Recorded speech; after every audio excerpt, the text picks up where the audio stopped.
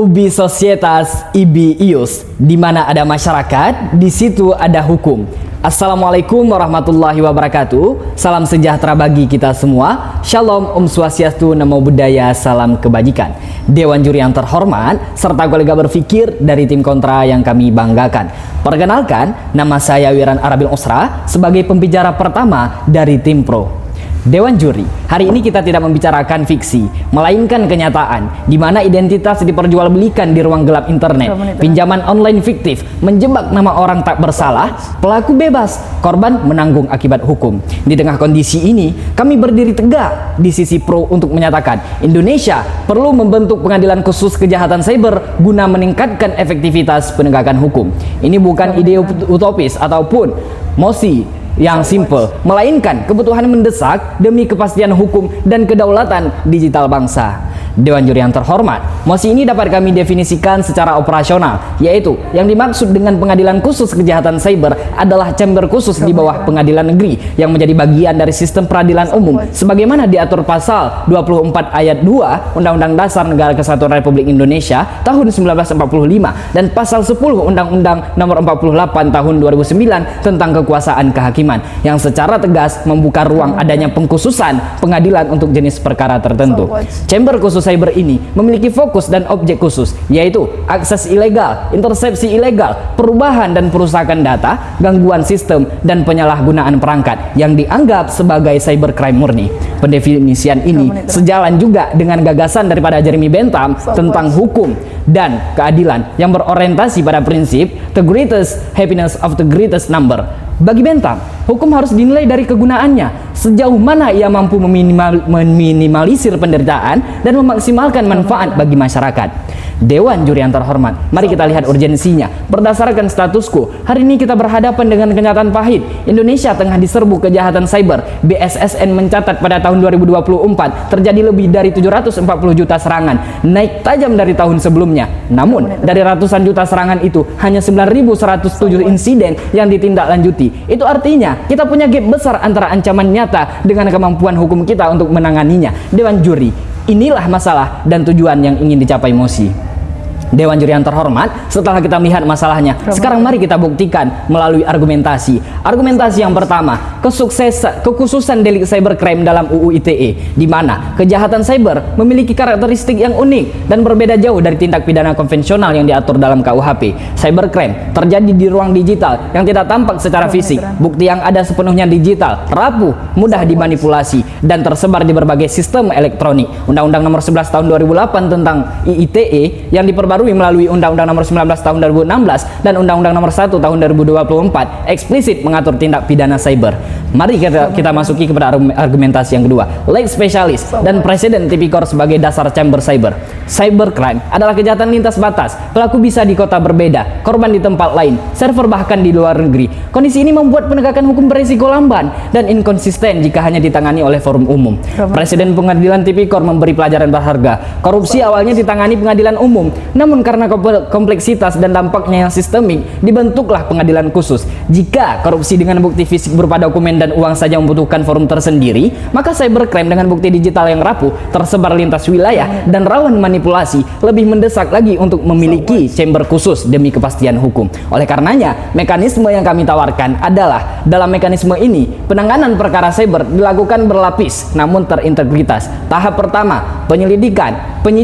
Semua kasus dengan unsur cyber tetap ditangani penyidik, Polri, dan jaksa. Jika terbukti secara sebagai cybercrime murni, berkas otomatis diarahkan ke chamber khusus cyber di pengadilan negeri, dan aparat yang dipilih itu berdasarkan track record. Nah, kemudian tahap kedua adalah pemeriksaan bukti elektronik, di mana semua barang bukti diverifikasi secara pusat di forensik digital terpadu. Prosedurnya nyata, identifikasi TKP, pemeriksaan perangkat, pengamanan barang bukti, dan pencatatan rantai bukti. Setelah itu, perkara berlanjut ke persidangan di cybercrime khusus chamber khusus cyber, di mana hakim berfokus pada aspek yuridis, sementara keabsahan teknis bukti sudah dipastikan oleh forensik. Oleh karenanya, Dewan juri yang terhormat, dengan chamber khusus cyber kita tidak lagi gagap menghadapi ancaman digital, melainkan berdiri secara sejajar dengan negara maju. Itulah sebabnya kami bangga berada di sisi pro. Sekian, terima kasih.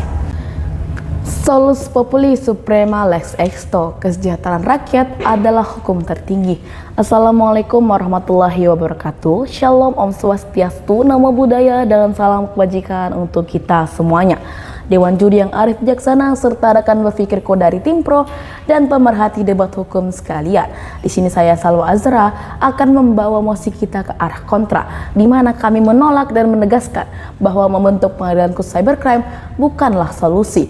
Penolakan kami bukan berarti menyepelekan bahaya cybercrime, melainkan meyakini bahwa solusi membentuk pengadilan baru justru tidak menjawab akar masalah. Izinkan saya membidas beberapa pernyataan dari Timpro. Timpro mengatakan akar masalah adalah ketiadaan forum khusus. Faktanya dari 12.233 laporan di tahun 2023, hanya 138 kasus yang diproses dan hanya 21 yang selesai. Artinya, lebih dari 90% mandek di penyidikan. Kenapa mandek? Karena penyidik kesulitan mengamankan bukti digital, rantai bukti tidak terjaga, dan laboratorium belum terakreditasi. Jadi kalau kendalanya ada di penyidikan, apa gunanya kita bikin pengadilan baru di ujung? Dewan Juri yang terhormat, mari kita lihat dasar hukum cybercrime di Undang-Undang ITE yang masih multitafsir. Pasal 27 ayat 3 tentang pencemaran nama baik. Pasal ini kabur karena tidak membedakan kritik, opini, atau fitnah. Akibatnya kasus kritik pejabat di media sosial bisa diproses dipidana, padahal itu bagian dari kebebasan berekspresi. Jadi kalau undang-undangnya saja bisa kabur, bagaimana mungkin kita mendirikan pengadilan khusus? Bukankah lebih rasional kita perbaiki dulu undang-undangnya, buat tafsirnya jelas, baru bicara soal forum? Timpro gagal menjawab ini, dan Timpro menyamakan cybercrime dengan korupsi. Tapi mari kita teliti lagi. Korupsi disebut extraordinary crime atau kejahatan luar biasa karena pelakunya biasa pejabat publik dan dampaknya merusak di negara. Ada masalah integritas, konflik of interest, bahkan ancaman terhadap independensi hakim. Itulah mengapa dibentuk pengadilan tipikor bukan karena sulitnya bukti, tapi karena krisis kepercayaan terhadap hakim umum. Sementara cybercrime sebaliknya adalah teknologi based crime. Tantangannya bukan integritas hakim, tapi soal teknis pembuktian digital. Ini masalah keterampilan dan teknologi, bukan masalah independensi. Kalau logika Timpro dipakai, maka kasus kejahatan lintas batas lain seperti narkotika dan human trafficking punya pengadilan khusus, padahal semua itu telah ditangani di pengadilan umum. Maka hal ini dapat bertolak belakang dengan pasal 24 Undang-Undang Dasar 1945 yang menegaskan kesatuan peradilan. Masuk ke ranah argumentasi Dewan Juri, mari kita realistis. Cybercrime jarang berdiri sendiri. Penipuan online sering beririsan dengan pencucian uang. Penyebaran hoax sekaligus bisa masuk ke kategori ujaran kebencian. Kalau ada pengadilan khusus cybercrime, lalu bagaimana memutus kasus yang bercampur dengan pidana lain? Apakah kasusnya harus dibelah antara pengadilan umum dan pengadilan cyber, atau itu jelas menimbulkan konflik yurisdiksi dan justru memperlambat proses penegakan hukum? Timpro selalu menekankan bahwasanya cybercrime itu unik sehingga perlu pengadilan khusus. Kami menantang Timpro untuk membuktikan apa sebenarnya kekhususan itu. Jika mereka alasannya karena ada bukti digital yang dimanipulasi, solusinya bukan forum baru tapi standarisasi digital forensik. Kalau alasannya lintas batas, tindak pidana narkotika perdagangan orang itu juga lintas batas tapi tetap diadili di pengadilan umum. Kalau Timpro tidak bisa menunjukkan buktinya, maka Timpro gugur dalam argumennya Dewan Juri. Gustav Redburs menekankan hukum harus memenuhi 3 nilai: adil, pasti, dan bermanfaat. Adil dalam arti membentuk forum khusus hanya untuk cybercrime bersifat diskriminatif, karena ini merupakan forum eksklusif, dan seputar kejahatan lingkungan dan ataupun human trafficking juga kompleks, tetap diadili di pengadilan umum. Itu jelas tidak konsisten dengan asas keadilan. Yang kedua, kepastian hukum tidak lahir dari forum baru tetapi dari aturan jelas. Dan yang terakhir, bermanfaat. Membentuk pengadilan khusus jelas menambah biaya seperti rekrutmen hakim, pembangunan infrastruktur digital, dan sistem IT. Padahal dana tersebut akan lebih bermanfaat jika dialihkan untuk memperkuat laboratorium forensik digital dan melatih aparat di seluruh Indonesia. Secara hukum, argumen Timpro juga lemah. Undang-undang ITE sudah lex spesialis, peradilan umum sudah berwenang penuh menangani cybercrime. Kalau ada celah, justru hanya membuat peraturan Mahkamah Agung tentang pemeriksaan bukti elektronik, bukan pengadilan baru. Dan penyidik dan peraturan Kepala Badan Reserse Kriminal Polri nomor 1 tahun 2022 SOP penyelidikan dan penyidikan tindak pidana halaman 147 sudah memberi petunjuk teknis penyidikan cybercrime, mulai dari memastikan kondisi perangkat di TKP, mencegah tersangka, dan menyentuh perangkat hingga dokumentasi forensik. BSSN juga melalui Perpres nomor 53 tahun 2017 Jungto Perpres nomor 133 tahun 2017 sudah diberi kewenangan untuk keadaan cyber nasional termasuk digital forensik. Artinya kerangka teknis sudah tersedia, hanya perlu diperkuat akreditasi dan implementasinya. Lanjut ke mekanisme kami. kami bahwasannya kami menawarkan adanya standarisasi bukti elektronik nasional seperti mengadopsi standar internasional ISO 27307 yang mana akuisisi bukti dan semua barang bukti digital harus diverifikasi lewat hash value, chain of custody dan laboratorium forensik yang terakreditasi. Mahkamah Agung harus menerbitkan perma teknis agar hakim seluruh Indonesia punya acuan seragam sehingga dapat memperkuat standar bukti. Dan mekanisme kedua yakni sertifikasi aparat penegak hukum. Penyidik, jaksa, dan hakim wajib tersertifikasi digital forensik yang diselenggarakan BSSN dan Mahkamah Agung. Program ini harus berjenjang, bukan sekedar pelatihan singkat sehingga aparat benar-benar menguasai investigasi digital, dibantu universitas dan lembaga riset yang bisa dilibatkan sebagai mitra penyedia pelatihan. Dengan mekanisme ini, kasus cybercrime tidak lagi mandek di penyidikan, proses hukum jadi lebih cepat, dan masyarakat mendapat perlindungan hukum tanpa harus menambah beban birokrasi berupa pengadilan khusus, karena itu semurninya adalah teknis saja Dewan Juri. Maka dari itu kami bangga menjadi tim kontra. Sekian, terima kasih. Indeks Enemy Sermo, cara seseorang berbicara menunjukkan jalan pikirannya. Assalamualaikum warahmatullahi wabarakatuh. Shalom, Om Swastiastu, Namo Buddhaya, dan salam kebajikan. Dewan Juri yang terhormat, serta tim pro dan juga tim kontra yang saya banggakan. Perkenalkan, saya Salman Al-Farisi sebagai pembicara ketiga akan menyimpulkan alur perdebatan kita kali ini. Mosi perdebatan yaitu Indonesia perlu membentuk pengadilan khusus kejahatan cyber untuk meningkatkan efektivitas penegakan hukum. Tim pro membawakan urgensi bahwa sangat banyak terjadi kasus kejahatan cyber di Indonesia, namun hanya segelintir saja yang mampu untuk diselesaikan secara komprehensif. Ini menandakan bahwa pengadilan umum belum bisa mengakomodir segala keperluan yang berhubungan dengan penyelesaian kasus kejahatan cyber yang terjadi di Indonesia. Kejahatan cyber pada dasarnya juga memiliki karakteristik yang unik dan berbeda jauh dari tindak pidana konvensional yang diatur dalam KUHP. Kejahatan cyber terjadi di ruang digital dan juga tidak tampak secara fisik. Bukti yang ada juga sepenuhnya digital dan kemudian sangat rawan untuk dimanipulasi. Kejahatan cyber juga bersifat lintas batas, artinya melibatkan pelaku dan korban di lokasi yang berbeda, serta tantangan dalam penegakan hukum internasional. Server bisa berada di luar negeri, sementara korban dan pelaku berada di kota yang berbeda. Penegakan hukum tanpa forum khusus pada akhirnya akan beresiko berjalan dengan lamban dan tidak konsisten. Pengadilan khusus cyber pada dasarnya menjadi solusi dari tim pro yang mana akan berperan sebagai pusat koordinasi aparat domestik, fasilitator kerjasama internasional, dan pusat penerapan standar forensik digital.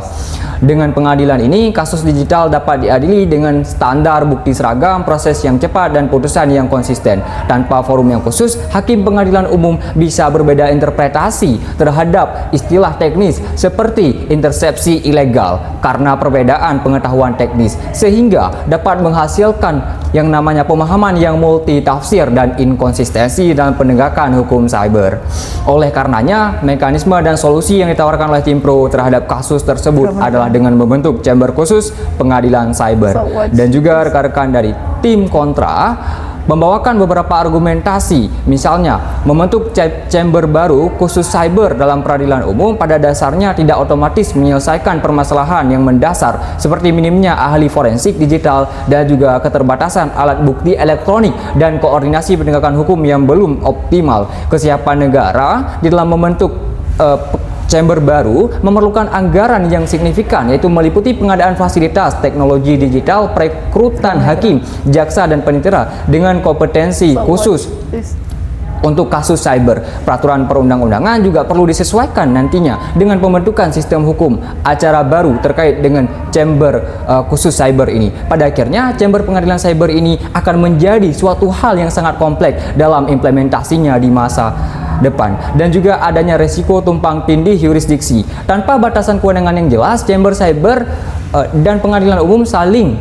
tarik-menarik pada akhirnya nanti, dan juga akan menyebabkan miskomunikasi atau konflik wewenang antar aparat penegak hukum. Dan ini akan terus terjadi, dan tentunya ini adalah sebuah masalah yang serius. Oleh karenanya, tim kontra juga menawarkan solusi, yaitu memperkuat pengadilan umum yang sudah ada Yang mana pengadilan umum saat ini memiliki kewenangan mengadili kasus cyber berdasarkan KUHP dan juga Undang-Undang tentang Informasi dan Transaksi Elektronik. Penguatan pengadilan ini melalui pelatihan SDM, adopsi teknologi forensik digital dan juga standar prosedur yang tersosialisasi. Maka akan lebih efisien dibandingkan dengan mendirikan chamber khusus yang memerlukan biaya, waktu yang lama dan juga perubahan regulasi. Penguatan fungsi pengadilan umum juga dapat membantu mencegah tumpang tindih yurisdiksi yang berpotensi memperlama proses hukum dan membingungkan aparat serta pelapor. Oleh karenanya kita masuk ke ranah kesimpulan. Pada akhirnya argumen-argumen yang telah disampaikan oleh pembicara pro dan juga kontra sama-sama kompleks dan juga terstruktur serta mampu memberikan perspektif baru tentang isu kejahatan cyber terkhususnya yang terjadi di Indonesia dan juga mampu memberikan gambaran mengenai yaitu pembentukan yang namanya Chamber Pengadilan Khusus di bidang cyber. Dan dari analisis perdebatan ini juga sudah sepatutnya diharapkan dapat menghadirkan cara pandang baru mengenai isu yang telah dibahas dan tentu diharapkan agar dapat bermanfaat dan memberikan wawasan baru bagi pemerhati debat sekalian. Saya akhiri dengan sebuah pantun, pergi ke Jepang untuk bertemu Ultraman, sampai di sana sekalian mampir ke Gunung Fuji. Perdebatan bukan tentang hanya beradu argumen tetapi juga tentang mekanisme dan mencari solusi. Saya akhiri, terima kasih.